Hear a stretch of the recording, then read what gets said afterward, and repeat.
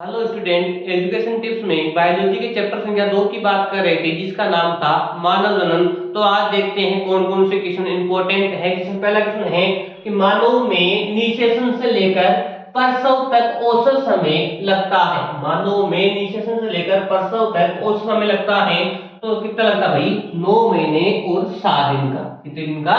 9 महीने और 7 दिन का। तो आपका आंसर हो गया ए, 9 महीने 7 दिन। अब इसमें देखा निषेचन किसे कहते हैं कि नर व मादा युग्मकों के संलेन से, नर व मादा युग्मकों के संलेन से, नर है और ये कौन भाई? मादा। इन नर व मादा युग्मकों के संलेन से किसका निर्माण होता है भाई? जायगोट का। किसका? जायगोट का निर्माण होना ही क्या कहलाता है? निषेचन कहलाता है। क्या कहलाता भाई? निषेचन कहलाता है। आगे देखा है प्रसव, निषेचन से लेकर प्रसव। अब ये प्रसव क्या होता है कि गर्भावस्था के बाद, इसके बाद गर्भावस्था के बाद माता के गर्भाशय से, गर्भावस्था के बाद मादा के गर्भाशय से पूर्ण विकसित शिशु के बाहर निकलने की जो प्रक्रिया होती है उसको बोलते हैं प्रसव। किस नाम से जानते हैं भाई? प्रसव के नाम से जानते हैं। और जो प्रसव है इसके लिए जो संकेत मिलते हैं, प्रसव है इनके लिए जो संकेत मिलते हैं वो अपरा से। किसे मिलते हैं भाई? अपरा से। और किसे भाई? गर्भ से। किसे भाई?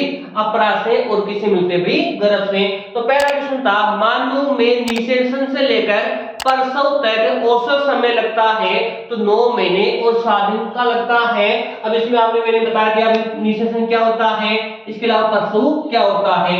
सेकंड क्वेश्चन है मानव अपरा किस ग्रंथि के रूप में कार्य करता है? मानव अपरा है वो किस ग्रंथि के रूप में कार्य करता है? ऑप्शन देखा है बहिस्रावी, अंतःस्रावी, मिश्रित और कौन सा भाई? ये सभी। तो मानव का जो अपरा होता है वो अंतःस्रावी ग्रंथि के रूप में कार्य करता है। किसके रूप में? अंतःस्रावी ग्रंथि के रूप में कार्य करता है। ये जो अंतःस्रावी ग्रंथि होती है उसके द्वारा कुछ हार्मोन स्रावित होते हैं जैसे एचसीजी, एचपीजी या एचपीएल, इसके अलावा एस्ट्रोजन, इसके अलावा प्रोजेस्टेरोन। ये अंतःस्रावी ग्रंथि होती है, उसके द्वारा स्रावित होने वाले हार्मोन होता है जैसे एचसीजी, उसका पूरा नाम होता है human chorionic gonadotropin, human chorionic gonadotropin. HPL का नाम होता है ह्यूमन प्लेसेंटा लेक्टोजन, इसके अलावा एस्ट्रोजन और कौन सा? प्रोजेस्टेरोन। तो क्वेश्चन था मानव अपरा किस ग्रंथि के रूप में कार्य करता है? तो ध्यान रखना अंतःस्रावी ग्रंथि के रूप में कार्य करता है। और अंतःस्रावी ग्रंथि के रूप में कुछ हार्मोन स्रावित होते हैं जैसे है अपना एक तो एचसीजी है, एचपीएल है, इसके अलावा एस्ट्रोजन है, इसके अलावा कौन भाई? प्रोजेस्टेरोन है। ठीक है। अगला क्वेश्चन है सहगर्भता की उत्तरदायी की अवधि के दौरान अंडाशय द्वारा स्रावित हार्मोन होता है। सहगर्भता प्रेगनेंसी है उसकी उत्तरदायी की अवधि के दौरान अंडाशय के द्वारा कौन सा हार्मोन स्रावित होता है? ऑप्शन दे रखा है टेस्टोस्टेरोन है, एस्ट्रोजन है, प्रोजेस्टेरोन है और कौन सा भाई? रिलैक्सन है। तो ध्यान रखना सहगर्भता की उत्तरदायी के जो अवधि है उसके द्वारा जो स्रावित होने वाला जो हार्मोन होता है वो कौन सा होता है भाई? रिलैक्सिन। कौन सा हार्मोन होता है भाई? रिलैक्सिन हार्मोन स्रावित होता है।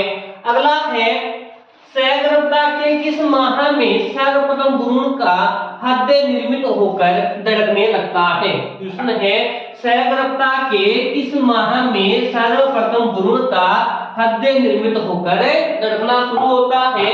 ऑप्शन दे रखा है प्रथम माह है, दूसरे माह है, तीसरे माह है और कौन सा भाई? 5वें माह। तो ज्यादा भ्रूण का जो हृदय निर्मित होकर जो धड़कता है वो किस माह में भाई? प्रथम माह में। किस माह में भी? प्रथम माह में भ्रूण का हृदय निर्मित होकर धड़कना शुरू हो जाता है। दूसरे महीने की यदि बात करते हैं तो उसका जो आंसर हो गया वो तो हो गया प्रथम माह है। यदि दूसरे माह की बात करते हैं तो पाद और जो अंगुलियां हैं, पाद है और कौन भाई? अंगुलियां वगैरह है, इनका क्या होता है भाई? निर्माण हो जाता है। यदि बात करें तीसरे महीने की तो जो प्रमुख अंग होते हैं, जो प्रमुख अंग है इनका जो निर्माण होता है वो किस महीने में होता है भाई? तीसरे माह में इनका निर्माण होता है। पांचवें महीने की बात करें, पांचवें माह की, तो गर्भ में पहली बार हलचल होती है। गर्भ में पहली बार हलचल होती है। गर्भ में जो पहली बार हलचल होती है वो किस माह में होती है भाई? पांचवें महीने में। और गर्भ में पहली बार हलचल होना क्या कहलाती है भाई? कलिनिंग के नाम से जानते हैं। किस नाम से जानते हैं भाई? कलिनिंग के नाम से जानते हैं। यदि बात करें छठवें महीने की, इस माह की भाई छठे महीने की बात करें, तो छठे महीने में अपन कह सकते हैं कि पूरे शरीर पर, इस पर भाई पूरे शरीर पर कोमल बालों का निर्माण हो जाता है।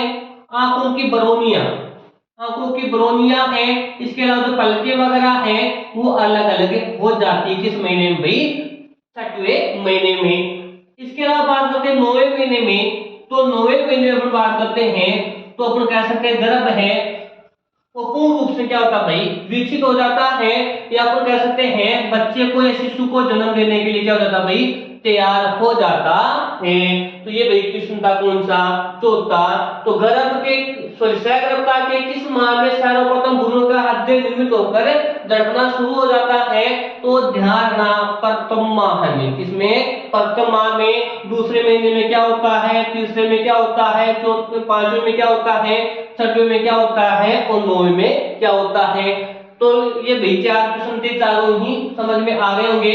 अगला क्वेश्चन देखो, पांचवा क्वेश्चन है, डॉक्टर प्रसव को प्रेरित करने के लिए किसका इंजेक्शन लगाता है? डॉक्टर प्रसव को प्रेरित करने के लिए किसका इंजेक्शन लगाता है? तो ध्यान रखना, किसका भाई? ऑक्सीटोसिन का। किसका? ऑक्सीटोसिन का। और ऑक्सीटोसिन का दूसरा नाम होता है भाई, या अपन बोलते हैं भाई पिटोसिन। किस नाम से भाई? पिटोसिन। तो डॉक्टर प्रसव को प्रेरित करने के लिए ऑक्सीटोसिन का या पिटोसिन है उसका इंजेक्शन लगाता है। ये किसके द्वारा? तो जो पीयूष ग्रंथि होती है उस पीयूष ग्रंथि के द्वारा स्रावित होता है। किसके द्वारा भाई? पीयूष ग्रंथि के द्वारा ये स्रावित होता है। किसके द्वारा भाई? पीयूष ग्रंथि के द्वारा स्रावित होता है। तो डॉक्टर है वो प्रसव को प्रेरित करने के लिए किसका इंजेक्शन लगाता है? ऑक्सीटोसिन का या किसका भाई? पिटोसिन का। किसका? पिटोसिन का। और किसके द्वारा स्रावित होता है भाई? पीयूष ग्रंथि के द्वारा। किसके द्वारा? पीयूष ग्रंथि के द्वारा स्रावित होता है। ये काम क्या करता है? तो अपन कह सकते हैं ये गर्भाशय में संकुचन पैदा करता है। गर्भाशय है उस गर्भाशय में संकुचन पैदा करता है, जिसे बोलते भी प्रसव पीड़ा। किस नाम से जानते भी? प्रसव पीड़ा के नाम से जानते हैं। तो क्वेश्चन था, डॉक्टर प्रसव को प्रेरित करने के लिए किसका इंजेक्शन लगाता है? तो आपका आंसर है ऑक्सीटोसिन का। यदि ऑक्सीटोसिन ऑप्शन में नहीं है तो कौन सा होता भाई? पिटोसिन है। और कौन सी ग्रंथि के द्वारा स्रावित होता है? तो ध्यान रखना, पीयूष ग्रंथि के द्वारा। तो ये काम क्या करता है? गर्भाशय में संकुचन पैदा करता है, जिसे किस नाम से जानते हैं भाई? प्रसव पीड़ा के नाम से जानते हैं। अगला है, प्रसव के तुरंत बाद निकलने वाले दूध को क्या कहते हैं? प्रसव के तुरंत बाद निकलने वाले दूध को क्या कहते हैं? तो इसमें ऑप्शन है, खीस है, ऑक्सीटोसिन है, पिटोसिन है, और कौन है भाई? प्रतिवरस।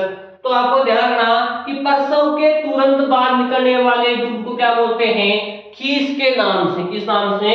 खीस के नाम से इसको बोलते हैं प्रथम स्तन्य। किस नाम से जानते हैं भाई? प्रथम स्तन्य या स्तन्य के नाम से जानते हैं, या इसको जानते भाई कोलेस्ट्रॉल के नाम से। किस नाम से? कोलेस्ट्रॉल के नाम से जानते हैं। और ये जो दुग्ध होता है उसमें जो प्रतिरक्षी पाई जाती है वो किस प्रकार की होती है भाई? IgA प्रकार की। किसकी भाई? IgA प्रकार की, जो बच्चों में निष्क्रिय प्रतिरक्षा प्रदान करने का काम करती है। किसमें भाई? बच्चों में निष्क्रिय प्रतिरक्षा प्रदान करने के लिए सहायता करती है। तो क्वेश्चन था, प्रसव के तुरंत बाद निकलने वाले दुग्ध को क्या कहते हैं? प्रसव के तुरंत बाद निकलने वाले दुग्ध को क्या कहते हैं? तो ध्यान रखना, कीस बोलते हैं, या दूसरा नाम बोलते हैं इसको स्तन्य बोलते हैं, या इसको बोलते हैं कोलेस्ट्रम के नाम से जानते हैं। और इसमें जो प्रतिरक्षी होती है वो IgA प्रकार की होती है। और किस प्रकार की भाई? तो हमने कहा भाई बच्चों में निष्क्रिय प्रतिरक्षा प्रदान करने का कार्य करती है। Thank you.